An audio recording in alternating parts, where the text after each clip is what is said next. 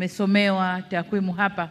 Kuna wenzenu ambao kwa sababu tofauti au sababu mbalimbali hawakuweza kukamilisha. Sasa nyinyi ambao mmekamilisha, kwa kweli niwapongeze sana. Najua miezi 9 haikuwa miezi rahisi. Ilikuwa ina raha zake, lakini ilikuwa na shida zake. Hata hivyo mmekomaa, mmejifunza, mmeiva, mmehitimu. Hongereni sana. Sasa nendeni mkayazingatie na kutekeleza kwa vitendo yale yote mliofundishwa kwa kipindi cha miezi 9 mlichokuwa hapa chuoni. Nafahamu kuwa nyie ndio mnaokwenda kuwa wakuu wa intelijensia.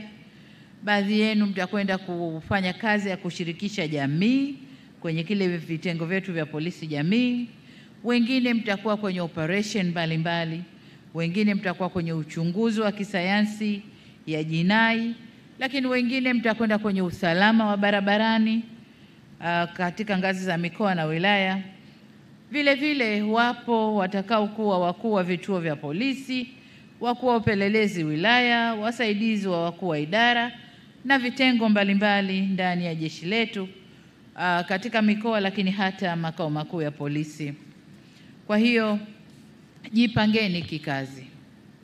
Hivyo kutokana na majukumu mtakayopangiwa muda mfupi ujao, ni matumaini yangu na ya taifa kwa jumla kuwa mtakwenda kufanya kazi kwa weledi na mtasimamia viapo vyenu. Nilikuwa nawasikiliza vizuri wakati mnaapa, lakini pia wakati mnaimba ule wimbo wa polisi.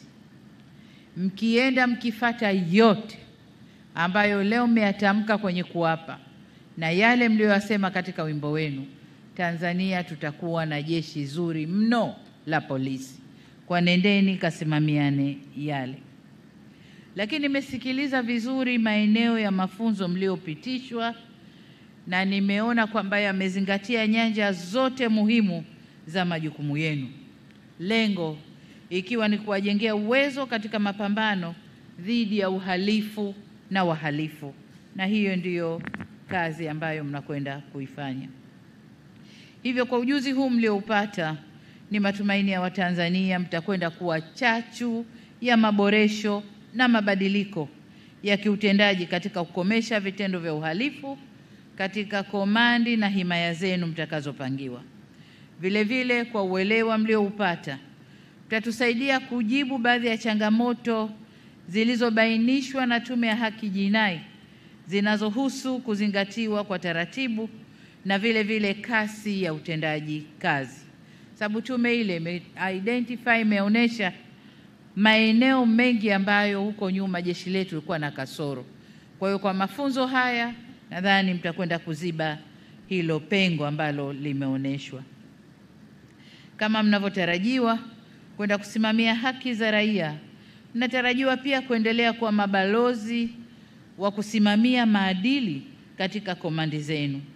Mwe sehemu ya kukomesha vitendo vya kuomba na kupokea rushwa.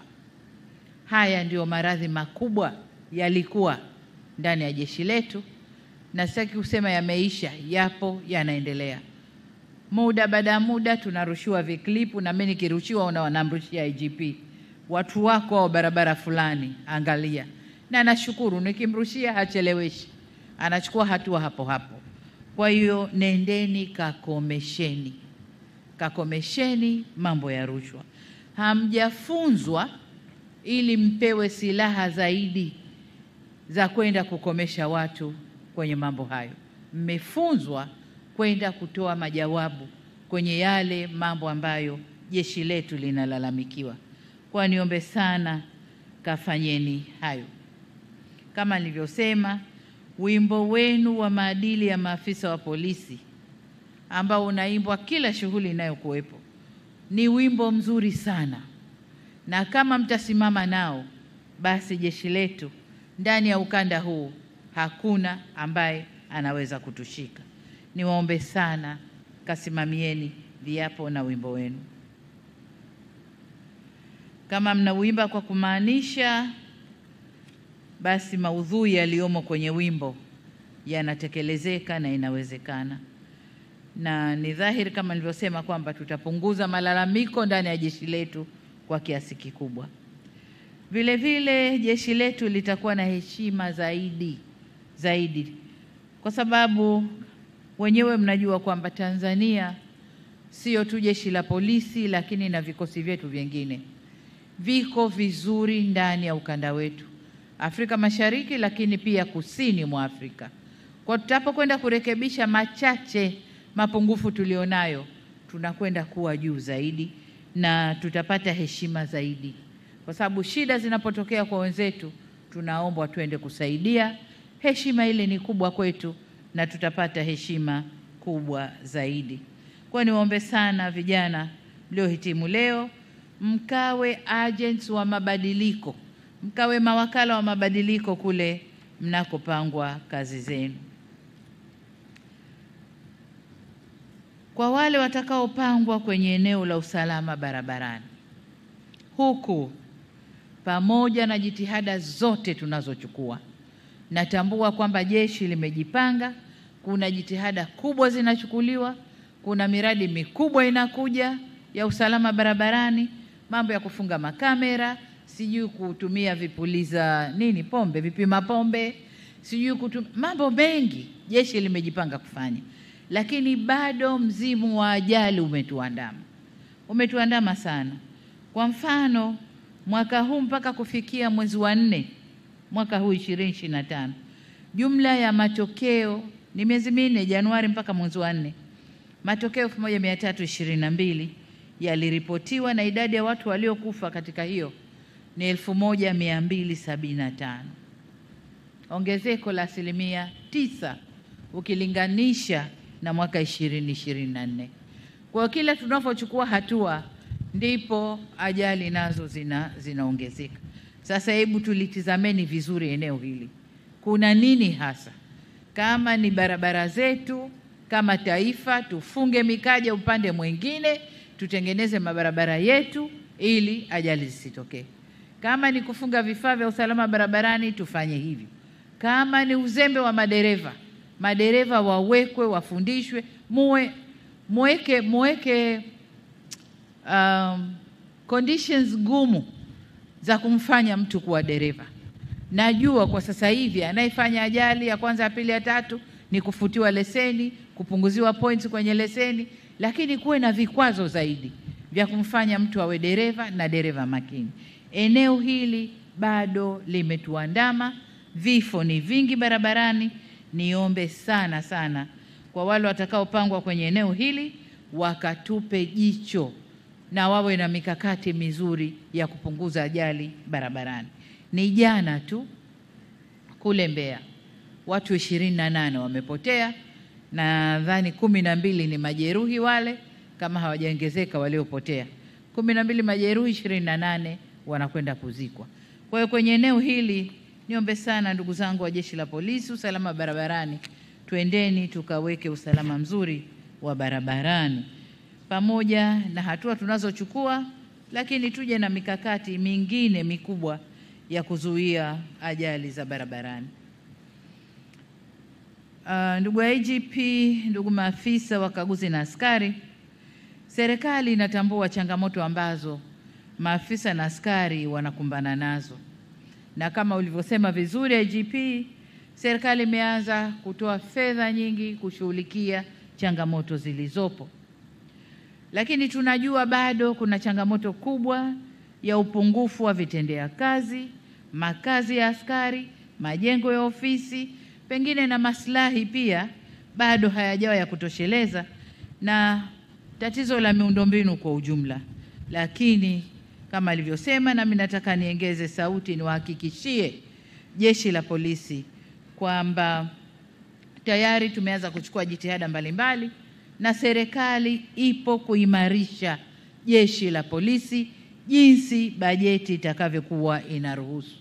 Kadri bajeti itakavyoturuhusu, tutaendelea kuboresha na kuliimarisha Jeshi la Polisi, lakini sio tu wao, na vikosi vingine vya ulinzi na usalama ndani ya nchi, tukijua kwamba amani ndani ya nchi ndiyo maendeleo yetu. Bila ya amani hatuna maendeleo. Kwa hiyo tunatoa fedha yote hii kwa vikosi vya ulinzi na usalama ili kulinda amani yetu, tuweze kufanya maendeleo na kuleta ustawi wa taifa na watu wetu. Kwa hiyo bado tutaendelea kufanya kazi na jeshi la polisi, hasa kwenye maeneo ya hayo niliyoyataja, lakini pia ajira, kuongeza ajira kwenye jeshi la polisi, vitendea kazi na kutengeneza tu mazingira ya jumla ya utendaji kazi zenu. Kwa hiyo niwahakikishie kwamba serikali iko nanyi na tunakwenda sambamba katika kulinda amani na usalama wa nchi yetu. Maafisa na wakaguzi na askari, mahafali kama haya yamekuwa ni fursa ya kukumbushana majukumu yetu ya kulitumikia taifa letu kwa kuhakikisha usalama wa Watanzania pamoja na mali zao. Na kwa kuwa hapa mpo wengi leo mnaokwenda kwenye maeneo tofauti, nataka nitumie fursa hii kutoa maelekezo machache mahsusi kama ifuatavyo. La kwanza, kama nilivyoeleza hapo awali, maadili ndani ya jeshi la polisi ni swala nyeti na la msingi. Kila mmoja kuanzia juu hadi askari mdogo anapaswa kuwa mfano wa kuigwa na askari mwenzake na jamii kwa ujumla. Hamtakuwa na nguvu ya kupambana na uhalifu pamoja na wahalifu iwapo mtapoteza sifa na haiba ya uadilifu miongoni mwenu. Tambueni kwamba ukosefu wa maadili, rushwa na ubadhirifu unadhoofisha sana mapambano dhidi ya uhalifu. Sababu hutakuwa na nguvu wewe mwenyewe ukiwa ni sehemu ya hao, hutakuwa na nguvu ya kuyashughulikia hayo mengine ya uhalifu ndani ya nchi. Hivyo kasimameni imara, mdhihirishe nidhamu, uadilifu na uzalendo wa kweli ili kupunguza malalamiko, kulinda taswira njema ya jeshi letu la polisi na kujenga imani kwa wananchi.